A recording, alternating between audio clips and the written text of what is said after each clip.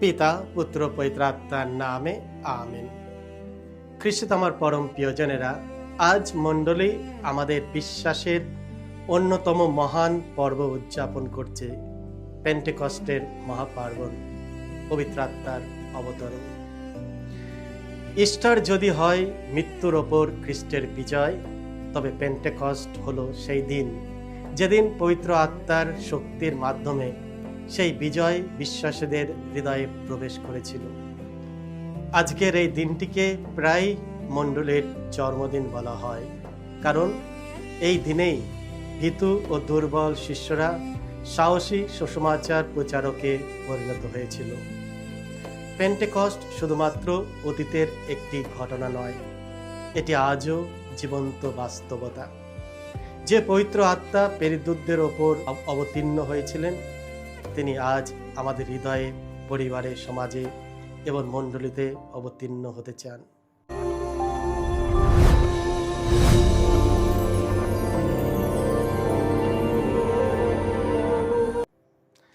খ্রিস্ট আমার পরম প্রিয়জনেরা, আজ মে মাসের 24 তারিখ, পেন্টেকস্ট সানডে বা পবিত্র আত্মার অবতরণ রবিবার। আর এই রবিবাসরীয় দিনে ডেলি মান্না ঈশ্বরের বাণী প্রতিদিন নেওয়া হয়েছে সাধু যোহন রচিত মঙ্গল সমাচার থেকে 20 অধ্যায় 19 থেকে 23 পদ। এসো আমরা ভক্তিভাবে আজকের এই বাণীটি শুনি। যিশুর পুনরুত্থানের দিন সন্ধ্যাবেলায় শিষ্যরা যেখানে ছিলেন ইহুদি ধর্মনেতাদের ভয়ে, সেই ঘরের দরজাগুলি যদিও খিল দিয়ে বন্ধ করা ছিল, তবু যিশু ভেতরে এলেন এবং তাদের মাঝখানে গিয়ে দাঁড়ালেন। তিনি তাদের বললেন, তোমাদের শান্তি হোক। এবং এই কথা বলে তিনি তার দুটি হাত আর বুকের পাশটি তাদের দেখালেন। প্রভুকে সামনে দেখে শিষ্যরা তো মহা আনন্দিত। তখন যিশু তাদের আবার বললেন, তোমাদের শান্তি হোক। পিতা যেমন আমাকে পাঠিয়েছেন, আমিও তেমনি আমার দূত করে তোমাদের পাঠাচ্ছি। এই কথা বলার পর তিনি তাদের দিকে একবার ফু দিলেন। তারপর বললেন, এবার তোমরা পবিত্র আত্মাকে গ্রহণ করো। তোমরা যদি কারো পাপ ক্ষমা করো, তবে তা ক্ষমা করাই হবে। যদি কারো পাপ ক্ষমা না করো, তা ক্ষমা না করাই থাকবে। এই হলো প্রভু যিশুর মঙ্গল সমাচার। প্রভু যিশু তোমার মহিমা প্রচারিত হোক। পবিত্র আত্মা যা জীবনকে রূপান্তরিত করে। খ্রিস্ট আমার পরম প্রিয়জনেরা, এই রবিবাসীয় দিনে যখন আমরা পবিত্র আত্মার অবতরণ পার্বণ পালন করছি, আজকে পাঠগুলি আমাদের স্মরণ করে দেয় কিভাবে পবিত্র আত্মা জীবনকে রূপান্তরিত করে। প্রথমত, প্রার্থনায় অপেক্ষারত মণ্ডলীর ওপর পবিত্র আত্মার আগমন। আজকের প্রথম পাঠটি নেওয়া হয়েছে শিষ্যচরিত থেকে 2 অধ্যায় 1 থেকে 11 পদ। আর এই পাঠে আমরা লক্ষ্য করি শিষ্যরা একত্রিত হয়ে প্রার্থনা করছিলেন। তারা ভীতু, অনিশ্চিন্ত ও দুর্বল ছিলেন। যিশুর মৃত্যুর পরে তাদের সমস্ত আশা যেন ভেঙে গিয়েছিল। এমনকি পুনরুত্থানের পরেও তাদের মধ্যে সাহসের অভাব ছিল। তাই তারা মা মারিয়ার সঙ্গে প্রার্থনায় অপেক্ষা করছিলেন যিশুর প্রতিশ্রুতির জন্য।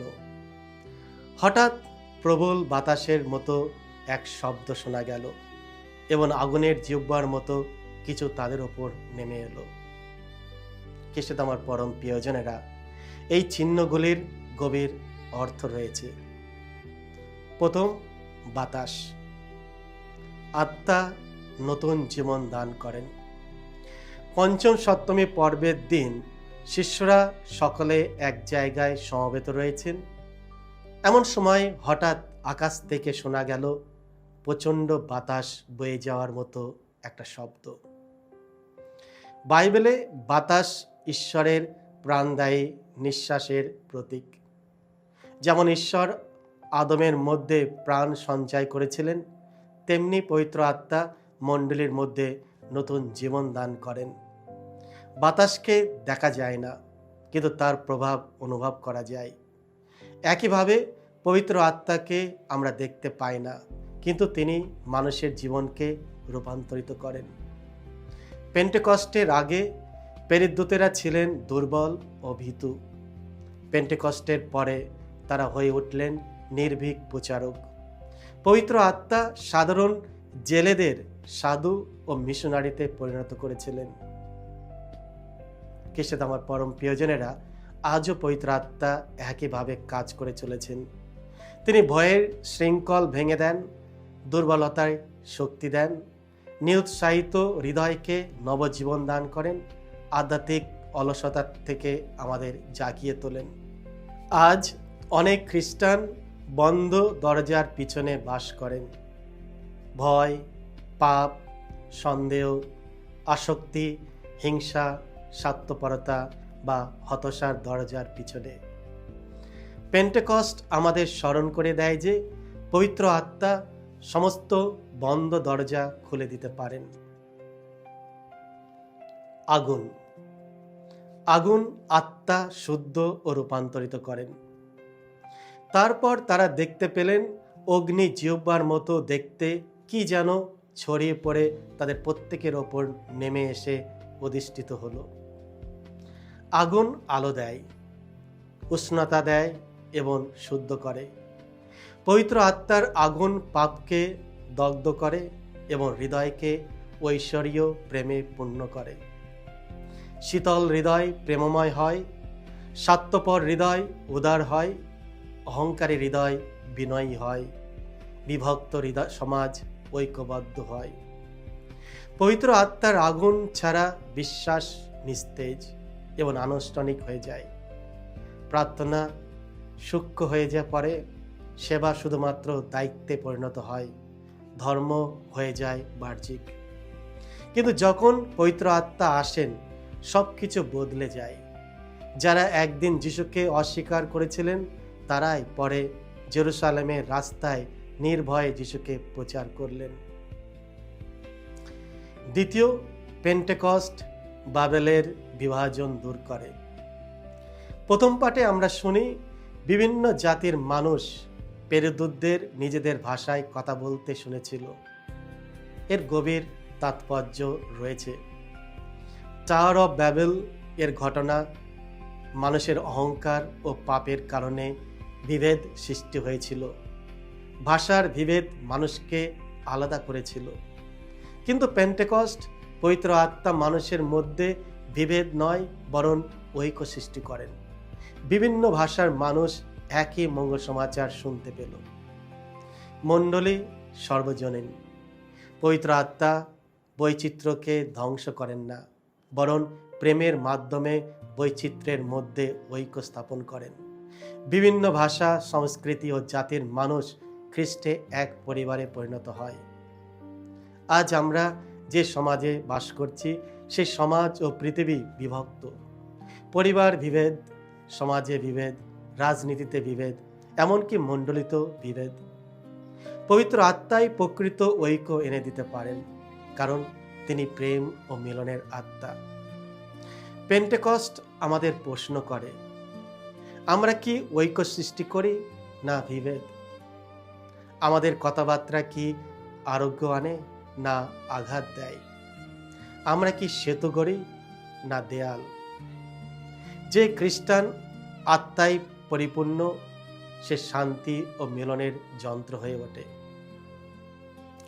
তৃতীয়, আত্মা বিভিন্ন দান দেয় কিন্তু লক্ষ্য এক। কিসে আমার পরম প্রিয়জনেরা, আজকে দ্বিতীয় পাঠে করিন্থীয়দের কাছে সাধু পলের প্রথম পত্রে সাধু পল শিক্ষা দেন যে দান বিভিন্ন কিন্তু আত্মা একই। সবাই একই প্রতিভা বা সেবা পায় না। কেউ প্রচার করতে পারে, কেউ গান গাইতে পারে, কেউ শিক্ষা দিতে পারে, কেউ দরিদ্রদের সেবা করতে পারে। খ্রিস্টতে আমার পরম প্রিয়জনেরা, মণ্ডলী একটি দেহের মতো। দেহে অনেক অঙ্গ আছে, কিন্তু সব একসঙ্গে কাজ করে। কোনো অঙ্গই অপ্রয়োজনীয় নয়। এর অর্থ আমরা অন্যদের সঙ্গে নিজেদের তুলনা করব না, অন্যের প্রতিভা দেখে ঈর্ষা করব না, নিজেদের তুচ্ছ ভাবব না। পবিত্র আত্মা প্রত্যেককে একটি বিশেষ দায়িত্ব দিয়েছেন।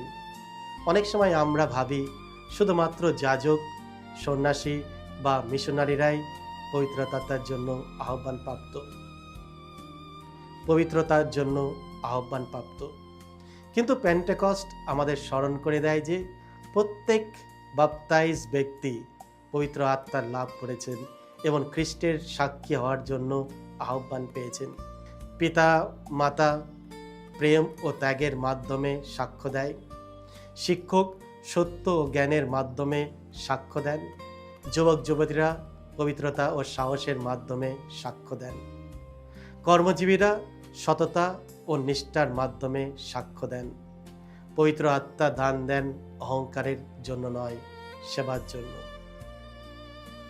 চতুর্থ, যিশু শান্তি ও ক্ষমার আত্মা দান করেন। আজকের পবিত্র মঙ্গল সমাচারে আমরা দেখি শিষ্যরা ভয়ে মন্দ দরজার পিছনে লুকিয়েছিলেন। তখন পুনরুত্থিত যিশু এসে তাদের বললেন, তোমাদের শান্তি হোক। এটাই পুনরুত্থানের প্রথম দান, শান্তি। পৃথিবী সাময়িক শান্তি দেয়, যা আরাম বা সাফল্যের ওপর নির্ভর করে, কিন্তু খ্রিস্টের শান্তি আসে ঈশ্বরের উপস্থিতি থেকে, যা দুঃখের মাঝেও স্থায়ী থাকে। এরপর যিশু তাদের ওপর নিঃশ্বাস ফেলে বলেন, পবিত্র আত্মা গ্রহণ করো। এটি সেই মুহূর্তের কথা স্মরণ করে দেয় যখন ঈশ্বর আদমের মধ্যে প্রাণ সঞ্চয় করেছিলেন। তাই পেন্টেকস্ট হলো নতুন সৃষ্টির সূচনা। এরপর যিশু ক্ষমার বিষয়ে বলেন, যাদের পাপ তোমরা ক্ষমা করবে তাদের পাপ ক্ষমা করাই হবে। পবিত্র আত্মা ঈশ্বর ও মানুষের সম্পর্কে পুনরুদ্ধার করেন। পাপ শান্তি নষ্ট করে, কিন্তু ক্ষমা নতুন জীবন ফিরে আনে। অতএব আত্মাই পূর্ণ খ্রিস্টান হতে হবে।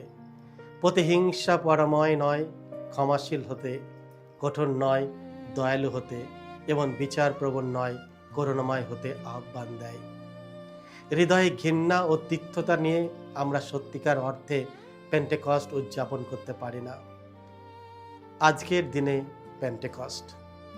খ্রিস্টে আমার পরম প্রিয়জনেরা, পেন্টেকস্ট শেষ হয়ে যায়নি। আজও পবিত্র আত্মা মণ্ডলীতে কাজ করে চলেছেন। কিভাবে?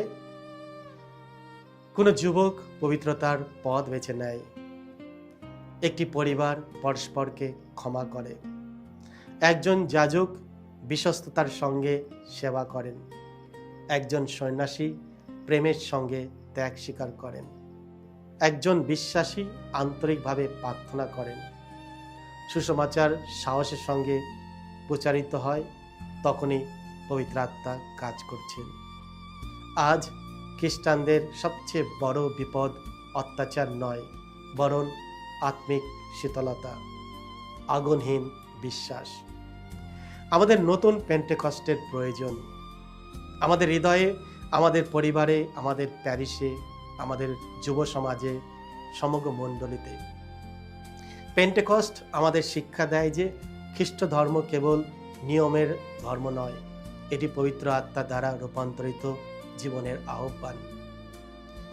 প্রেরিতদূতেরা উপর ঘরে প্রবেশ করেছিলেন ভীত শিষ্য হিসাবে, কিন্তু সেখান থেকে বেরিয়ে এসেছিলেন সাহসী মিশনারি হিসাবে।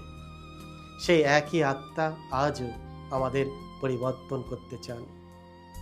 খ্রিস্টে আমার পরম প্রিয়জনেরা, তাই আসুন আমরা সেই পবিত্র আত্মার কাছে প্রার্থনা করি। হে পবিত্র আত্মা, তোমার বিশ্বাসীদের হৃদয় পূর্ণ করো এবং তাদের মধ্যে তোমার প্রেমের আগুন জ্বালিয়ে দাও। আমাদের বন্ধ দরজা খুলে দাও, আমাদের ভয় দূর করো, আমাদের হৃদয় নবীন করে তোলো। তোমার মণ্ডলীকে ঐক্যবদ্ধ করো, আমাদের প্রভু যীশু খ্রিস্টের সাহসী সাক্ষীতে পরিণত করো। আমরা তোমার ওপর ভরসা রাখি, বিশ্বাস রাখি যে তুমি আমাদের সঙ্গে রয়েছো। আমেন। সকলকে জয় যিশু। ঈশ্বর আপনাদের সকলকে আশীর্বাদ করুন।